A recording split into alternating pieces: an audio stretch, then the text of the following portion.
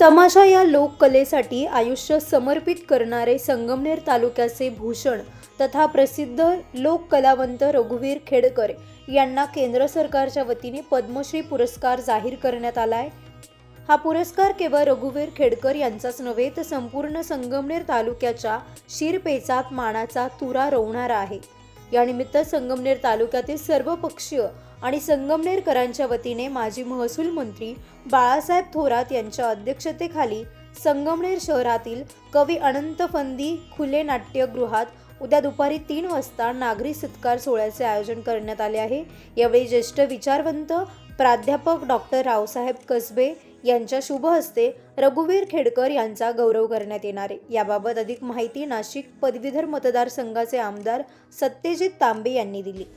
खेडकरांसाठी एक अभिमानाची गोष्ट झालेली आहे, ती म्हणजे यंदाच्या पद्म पुरस्कारांच्या यादीमध्ये एक संगमनेरचा अभिमान असलेले कलाकार रघुवीरजी खेडकर यांचं नाव पद्मश्री म्हणून जाहीर झालेलं आहे आणि त्याबद्दल तमाम संगमनेरकरांच्या वतीने उद्या रविवारी 8 तारखेला 8 फेब्रुवारी रोजी दुपारी 3:30 वाजता कवी अनंत फंदी नाट्यगृहामध्ये आपण जनतेच्या वतीने त्यांचा नागरी सत्कार या ठिकाणी आयोजित केलेला आहे।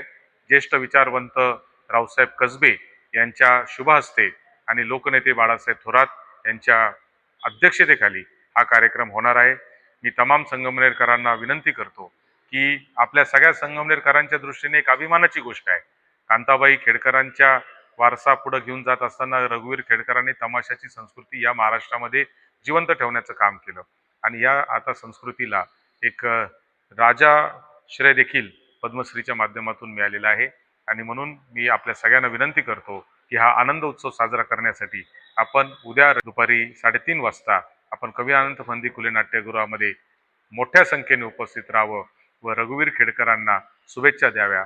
धन्यवाद। या कार्यक्रमाला मालपाणी उद्योग समूहाचे राजेश मालपाणी, संगमनेर नगरपालिकेच्या माजी नगराध्यक्ष दुर्गा तांबे, नगराध्यक्ष डॉक्टर मैथिली तांबे, उपनगराध्यक्ष नूर मोहम्मद शेख, डॉक्टर जयश्री थोरात यांच्यासह विविध संस्था, संघटना, सामाजिक, सांस्कृतिक आणि सेवाभावी संघटनांचे पदाधिकारी, पत्रकार बंधू, कला व क्रीडा रसिक, युवक, महिला, भगिनी मोठ्या संख्येने उपस्थित राहणार आहेत।